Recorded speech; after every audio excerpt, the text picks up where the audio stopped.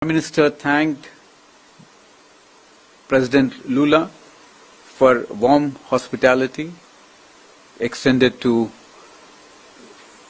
him and his delegation. And he also welcomed the Indonesian President for joining as a full member of the BRICS. And he welcomed also the participation of the partner countries in this summit. The 17th summit has a very large participation. There are 11 permanent members. There are 9 partner countries, 8 invitee countries, and 7 heads of the international organizations. So from that point of view, it's a relatively larger participation as compared to last year. Let me give you a brief overview on the sessions. Honorable Prime Minister addressed the session on the global governance and peace and security, where he reaffirmed India's commitment to enhancing the voice of the Global South. He noted that developing countries required greater support for sustainable development in terms of access to climate finance and technology. He reiterated that the global organizations of the 20th century lacked the capacity to deal with the challenges of the 21st century. And therefore, he underscored the importance of reforming the multilateral organizations. He called for a multipolar and inclusive world order and stated that the global governance institutions, particularly the UN Security Council, the IMF, the World Bank, and the WTO, must undergo urgent reform to reflect the contemporary realities and times. On the session on peace and security, Honorable Prime Minister underlined that terrorism was a grave threat facing humanity. In this context, he noted that all the leaders have condemned Pahalgam terrorist attack in strongest terms.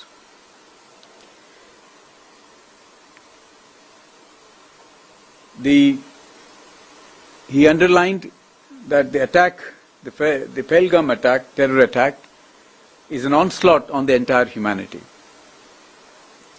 He also noted that those funding, promoting and providing safe havens to terrorists must be dealt with in the harshest terms. In the session on strengthening multilateralism, economic, financial affairs and artificial intelligence, Honorable Prime Minister expressed that diversity and multipolarity were valued strengths of the BRICS. He added that BRICS could play an important role in shaping a multipolar world. In this context, he also gave few suggestions in terms of considering setting up a science and research repository in the BRICS groups by the Global South countries to focus on supply chains of the critical minerals, both secured and make it resilient, and the BRICS group to work on responsible AI. Tomorrow, there will be a session on the environment, COP30 and global health, during which Honorable Prime Minister will reiterate India's deep commitment to environmental action. He will also elaborate on the initiatives taken by India to promote pro-people and pro-planet growth and development and he will highlight India's initiatives in that context, particularly the International Solar Alliance, the Coalition for Disaster Resilient Infrastructure, Global Biofuel Alliance, and International Big Cats, Mission Life, and among others. So this will be broadly the themes for the session, in doing which have been very well captured in the Leaders' Declaration, which was adopted by the leaders today. And you would say it's a very exhaustive document running into several paras. And for India's point of view, most of our concerns have been very well captured. I would like to bring to you your attention on the para 6, where there is a very strong expression for reform of the global multilateral institutions, in particular the UN and the UN Security Council, in which countries of the Global South to play an active role. And this time, that para and that formulation has been further strengthened over the Kazan's formulation, where it got reiterated, reinforced in terms of India and Brazil to play an active role in international affairs and multilateral bodies, in the UN systems and in the Security Council. I think this is a very, very strong reiteration of the role, increasingly important role, both India and Brazil will play. So we are very satisfied with this formulation. The second para of importance for us is para 34, where again the reiteration and condemnation of Pahalgam attack. And there again, all the members have supported India. They expressed solidarity and strong condemnation that was very well captured in that. We have other paras, but many of India's ideas that we've been negotiating over a period of time have been well brought out. And in today's discussion, what we noticed is most of the ideas and views exchanged during all the sessions resonate with Honorable Prime Minister's views in very broad terms. Honorable Prime Minister also had bilateral meetings. One he had with Prime Minister of Malaysia, wherein Prime Minister thanked Prime Minister Ibrahim for his strong condemnation of the Pahalgam terror attack, and the two leaders also discussed cooperation in multilateral arena and regional security. Honorable Prime Minister congratulated Malaysia for its successful stewardship of ASEAN and welcomed its continued support for a strengthened ASEAN-India comprehensive strategic partnership and early successful completion of the review of the ASEAN-India FTA. The second meeting that he had was with the President of Cuba, His Excellency Miguel Diaz-Canel Bermudez, and there again both leaders talked about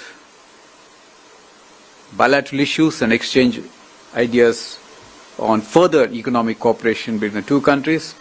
And very clearly in this meeting, India's digital public infrastructure and UPI, Unified Payment Interoperability, these proposals, initiatives of India which are low cost came up. Cuba showed a lot of interest to look into it and see how much it can benefit from those. Another item that came in the discussion was Cuba's possible recognition of Ayurveda and extended support for integrating Ayurveda into Cuba's public health system. There was also a suggestion that for Cuba to recognize Indian pharmacopoeia, and which will benefit in terms of giving access to India's generic medicines to Cuban national healthcare system. So these are broadly the discussions that happen in the bilaterals. In addition, Prime Minister also had pull-asides with President Ramaphosa of South Africa and Prime Minister of Vietnam. So broadly, these are the today's highlights. And if there are any questions you might want or seek clarification, I'll be happy to answer. Thank you very much.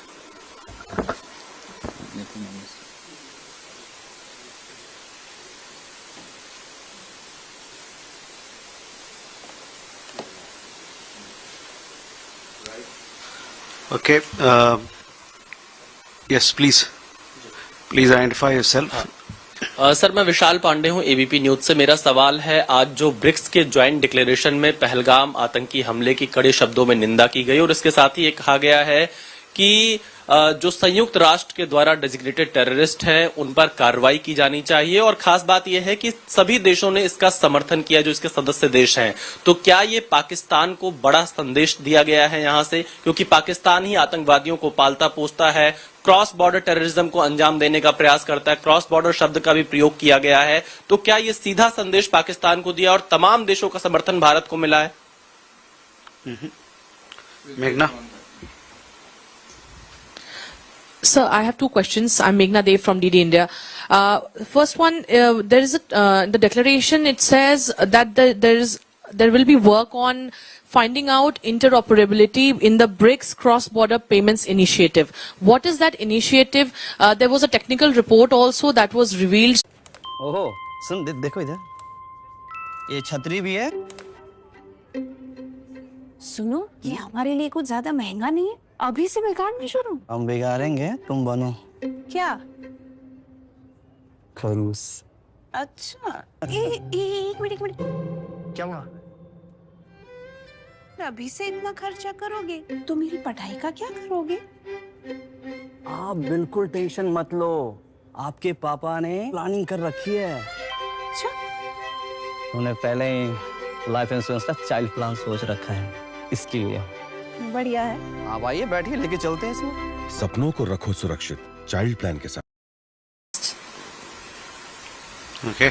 Sir Deepak Choubey, INS news. Sir इसमें एक और चीज भी है कि जो Israel ने Iran पर जो हमला किया उसकी निंदा की गई है, इसके बारे में क्या कहेंगे आप? So we can take these questions and then come back for more. Okay. So, on the question on Brazil, I'll ask the ambassador to take it up a little later, but let me answer.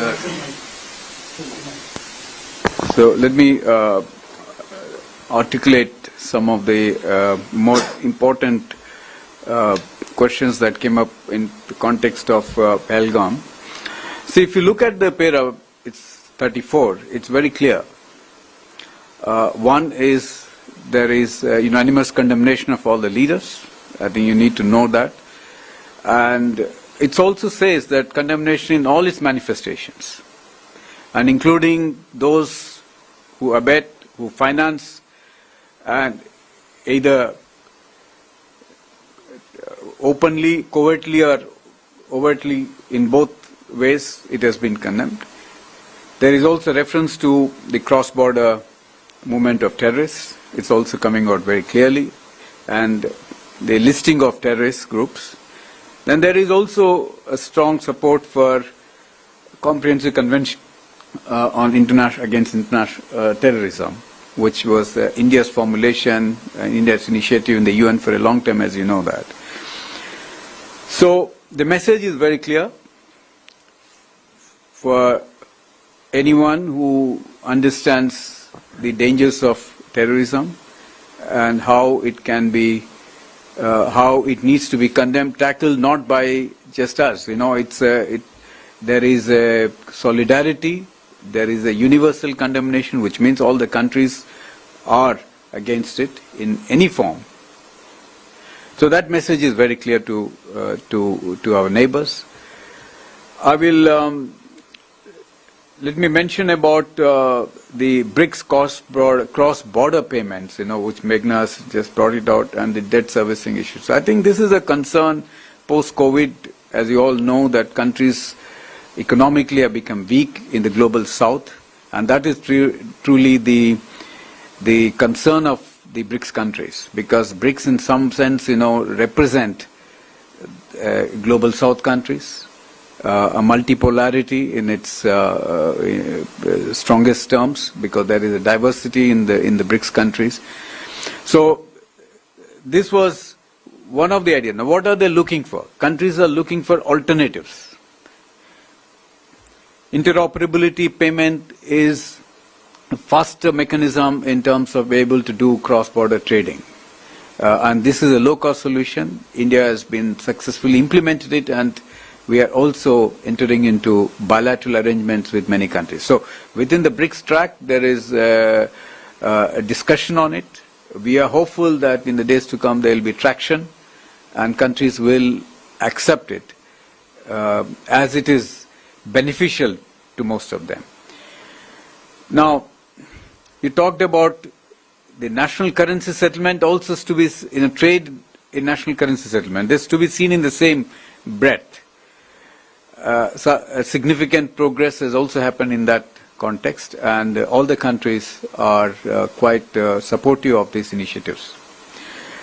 On the Israel front, this is the most contentious issue at this point of time, because particularly given the situation and concern in West Asia, including Honorable Prime Minister expressed concern in his intervention today, the West Asian crisis. So Israel-Palestine, there's two-state settlement, condemnation of the civilian attack on civilians. All these have come up, and the message again is very clear that diplomacy, negotiation is the only way forward, and the character of the big BRICS, understanding that there are lots of countries from that region, have a very strong views on this. So it got captured in the Leaders' Declaration, much to the satisfaction of the member countries. Ambassador, would you like to comment on the question on bilateral meeting? Thank you, Mr. Secretary. You asked about the bilateral visit of Prime Minister Modi to Brasilia at the invitation of President Lula on 8th of July. As a matter of fact, tomorrow, 7th of July, Prime Minister arrives Brasilia, and he'll be treated as a state guest. It's after 57 years that the Prime Minister of India is paying a state visit to Brazil. During the state visit, he'll be accorded the state protocol, state ceremonial welcome, followed by a bilateral talk where both delegations led by the respective leaders will meet.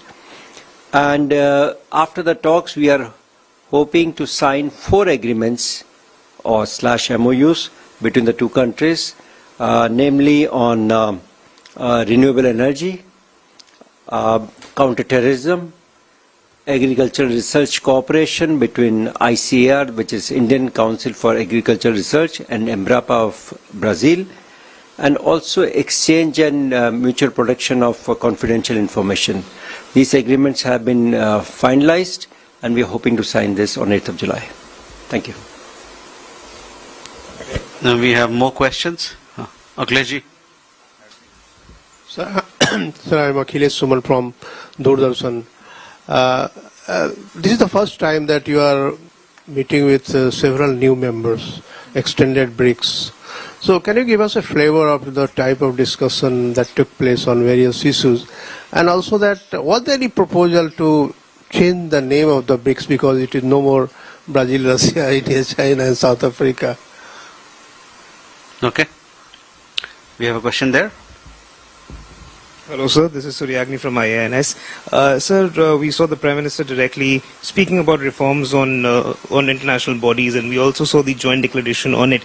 But despite the fact that there is a direct mention of Russia and China reiterating their support to this thing, how easy or difficult do you guys think that it will be for BRICS or for the government of India to implement this internationally and make sure that this happens on in real time? Mm-hmm.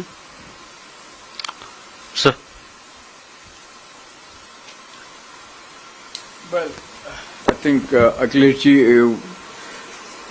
you've raised an interesting question, but given the diversity of the BRICS member countries, you should only expect that the agenda will be widespread.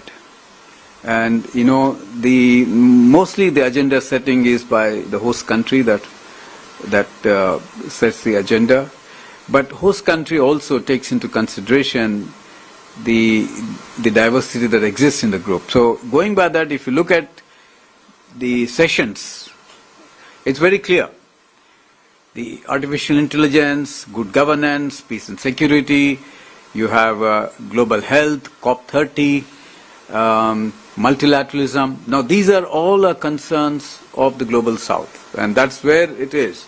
The entire session now is putting forth into the center stage the issues of the global south. And I think there is a thread. Although we are seeing a lot of focus on these issues of the global south, but what India did in the G20 was precisely that. We brought development to the center stage and the issues of the global south into the forefront of the global debate and discussions, and it's carrying forward. So the same agenda you see here in somewhat like a continuing thread coming into the BRICS, and next year when India takes over the chairship of BRICS, we will build further on that. And we are already thinking about an agenda for on terms of sustainability, resilience, and these are again very important because, you know, in a disruptive world today, both in terms of trade, in terms of the geopolitical tensions, the supply chain disruptions, you need to have resilience, you need sustainability. So I think you will see again a momentum and continuity in the way the BRICS will evolve in terms of the way they will take up the issues of the global south. Now, whether the BRICS will change its nomenclature, I doubt very much, because I think it's already become a brand by itself, and I don't think, you know, by changing the brand you will gain anything more. But I think it has already captured the world attention, and member countries are quite happy with this. Yes, so I don't think we will. No one has come out with any alternative at this point of time. So I don't. Surya mentioned about the reform of the UN. I think I elaborated it, but let me, to your satisfaction, I'd like to say that Para 6 captures a formulation that has been articulated over a period of time. You know, it's flowing from almost 2 years ago. And we tried to get more clarity during the Johannesburg summit of South Africa. That formulation underwent some changes because new members came in. Again, you have to understand that a large number of group of countries, it's not that easy to find a common denominator to everyone's satisfaction. But you have to be happy with what you have got. But in our understanding is that this formulation in the BRICS, Brazil's chairship, is a big improvement over Kazan. Because Kazan formulation, although reiterates, recognizes the Johannesburg formulation, but Brazil has gone one step higher. And I think we all work together to ensure that this stronger formulation comes in, which is again recognizing the role of India, Brazil, large countries, to play a larger role in international relations and the UN systems, and including Security Council. Now, whichever way you look at it, you cannot take away the importance of large countries like India and Brazil to be playing that big role. 1.4 billion people, with having lifted millions of people out of poverty, definitely qualifies to be playing that role in the multilateral organizations and also in the global debate and discourse on all these issues. So that one has to recognize, and I think the global community recognizes it. What we will do it from here to get a wider acceptability is, like, you know, it's brick by brick. So India's chairship will give us yet another opportunity to develop thinking on it and the narrative building. Now, it's just not India. You'll have to see that a large country with large population is actually humanity. You know, BRICS countries represent a huge number of the humanity. And that has to be well captured into the multilateral fora. And this is what everybody is saying. You know, today, in today's discussion, it came out very well that Global South, the voices should be amplified and adequately captured in the multilateral discourse and the decision making. Thank you.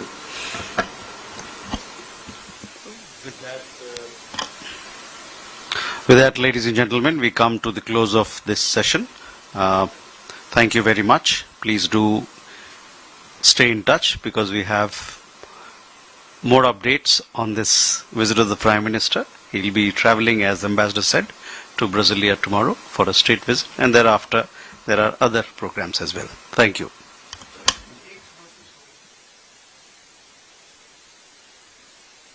Here in Rio. Friends, as you know, yesterday Honorable Prime Minister arrived in Rio de Janeiro, Brazil, for the 17th BRICS Summit hosted by Brazil. This 2-day summit assumes significant importance in the context of the fast-changing global developments. Brazil, as the theme of the Brazil's 17th summit, is strengthening Global South cooperation for inclusive and sustainable governance. Honorable Prime Minister's visit assumes added importance. In my view, it's really elevated the entire summit, as we could sense during the opening session today. The importance that President Lula has given attached to Honorable Prime Minister's participation, and the fact that India is a founding member of the BRICS, and India had always participated in the BRICS summit, and also the fact that next year India will be taking over the chair of the BRICS. So his importance, his Honorable Prime Minister's participation assumes greater significance and importance given that background. Today was a full day program. There were 3 sessions with a working lunch, and Honorable Prime Minister also had few bilaterals and also pull-asides during the day. It was a packed session day. Honorable Prime Minister thanked President Lula for warm hospitality extended to him and his delegation. And he also welcomed the Indonesian President for joining as a full member of the BRICS, and he welcomed also the participation of the partner countries in this summit. The 17th summit has a very large participation. There are 11 permanent members. There are 9 partner countries, 8 invitee countries, and 7 heads of the international organizations. So from that point of view, it's a relatively larger participation as compared to last year. Let me give you a brief overview on the sessions. Honorable Prime Minister addressed the session on the global